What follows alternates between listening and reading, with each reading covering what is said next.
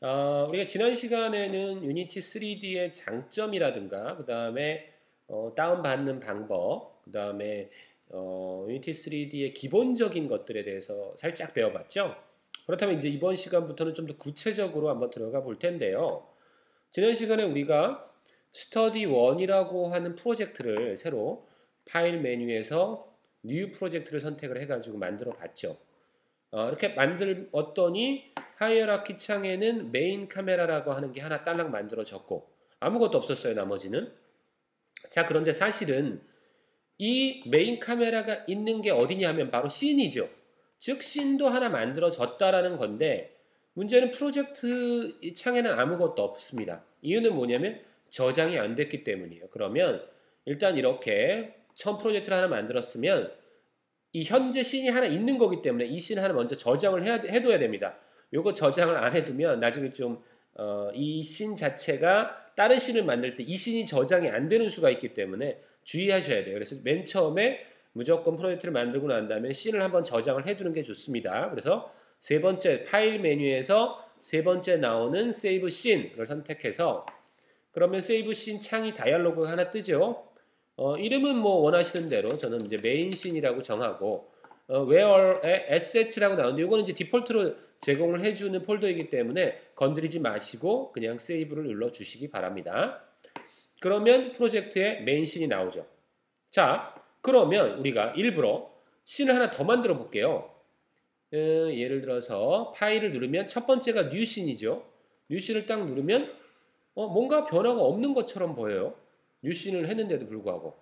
자, 그런데 요렇게 해놓고 여기서 세이브 씬을 다시 해줍니다. 그러면 예를 들어서 여기는 뭐라고 할까요? 테스트 씬이라고 하죠. 자, 그러면 씬이 두 개가 만들어졌죠. 자, 그래서 현재는 위에 보시면 테스트 씬입니다. 근데 여기서 메인 씬으로 더블 클릭하면 위에가 바뀌죠. 메인 씬으로.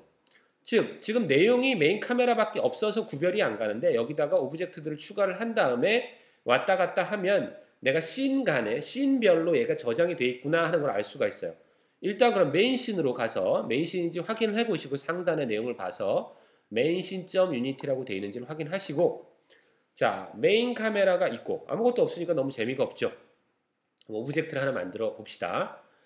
자, 상단의 메뉴를 보면 게임 오브젝트, 파일, 에디트, 에셋, 그 다음에 게임 오브젝트, 컴포넌트, 테라인, 그 다음에 윈도우, 헬프 이렇게 있는데요. 제일 많이 보게 되는 메뉴 중에 하나가 이 게임 오브젝트일 거예요. 네 번째 있는 게임 오브젝트를 선택하시면 첫 번째 메뉴가 Create Empty, 빈 게임 오브젝트를 만들어라 이거예요. 아무것도 없는 걸 만드는 건 아니고 비어있는 게임 오브젝트를 만들어라 이겁니다. 이것도 상당히 자주 쓰여요.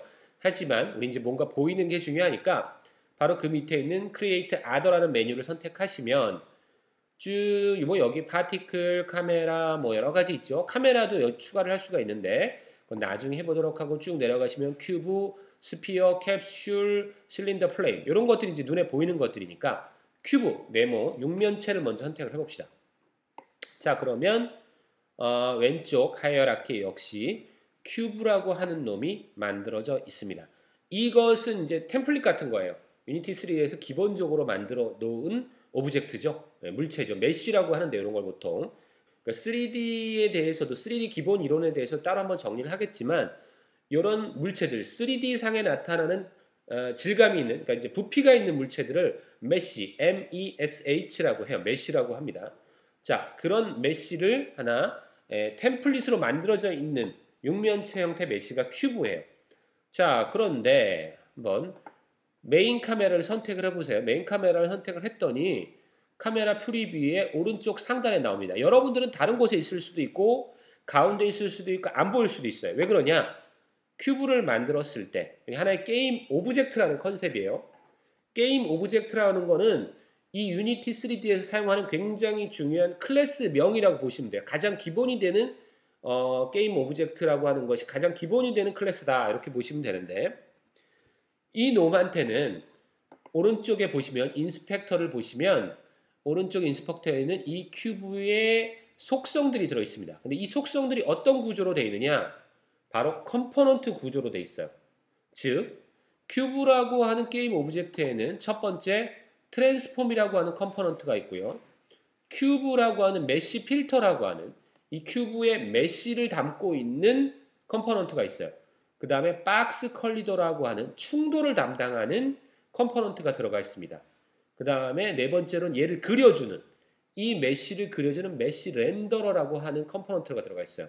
네 개의 컴포넌트가 들어가 있는데 하나의 게임 오브젝트에 제가 지난 시간에 아마 말씀드렸을 거예요.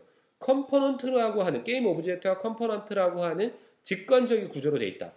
게임 오브젝트의 컴포넌트를 드래그 앤 드롭으로 바로 쉽게 붙였다가 떼었다 할 수 있는 이런 구조로 되어 있다고 말씀드렸잖아요. 이게 유니티 3D의 굉장히 큰 장점인데 큐브를 하나 만들면 자기가 기본적으로 몇 개의 컴포넌트들을 줄 수가 있고 더 추가할 수도 있습니다. 우리가 원하면. 또 이걸 뺄 수도 있어요. 굉장히 직관적인 구조로 되어 있다는 점만 일단 알아두시고요. 나중에 설명은 드릴 텐데 제일 기본적으로 들어있는 게 뭐냐. 모든 게임 오브젝트에 들어있는 게 바로 이 트랜스폼이에요. 트랜스폼이 뭡니까? 변환입니다. 변환. 변환이라고 하는 게 3D 게임에서 굉장히 중요한 좀 어렵긴 하지만 수학적인 부분들이 들어가서 좀 어렵긴 하지만 굉장히 중요한 부분이에요. 트랜스폼이라고 하는 것은.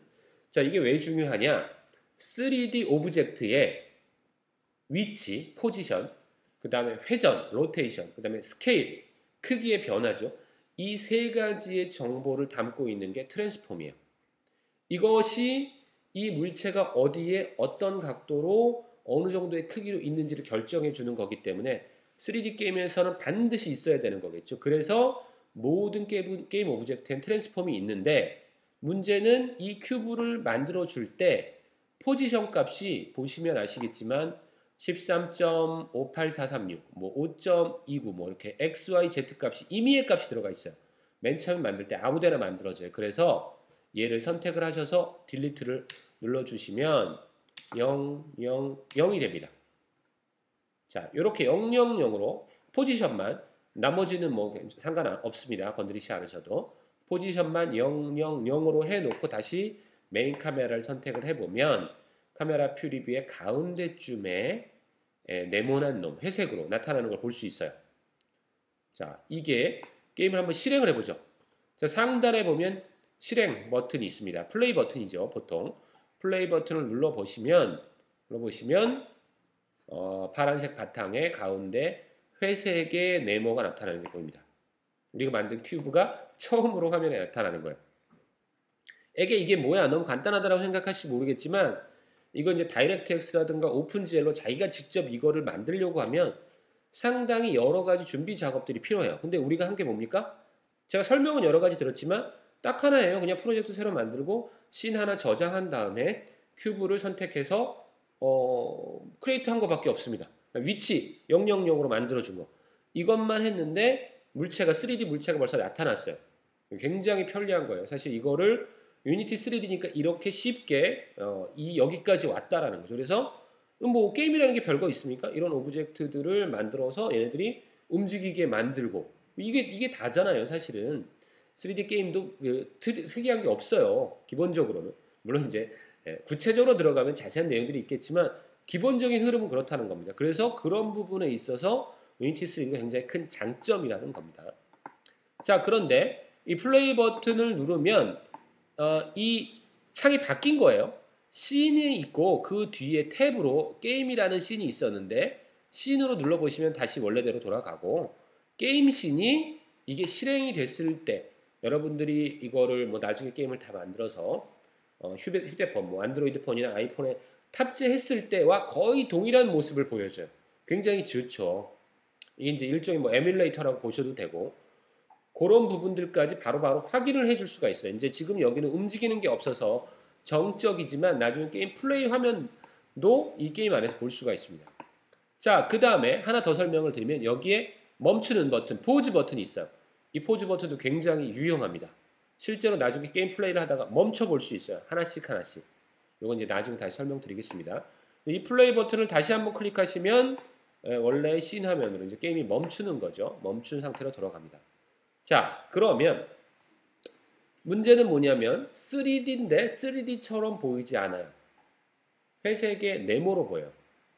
자, 이것은 카메라의 각도의 문제도 있습니다. 이게 정면으로 너무 바라보니까. 또 하나의 중요한 문제가 뭐냐면 빛이 없기 때문이에요. 3D에서는 빛이 굉장히 중요한 역할을 차지하고 있습니다. 자, 그래서 이번 시간 여기까지 하고 다음 시간에는 빛에 대해서 한번 알아보도록 하겠습니다. 감사합니다.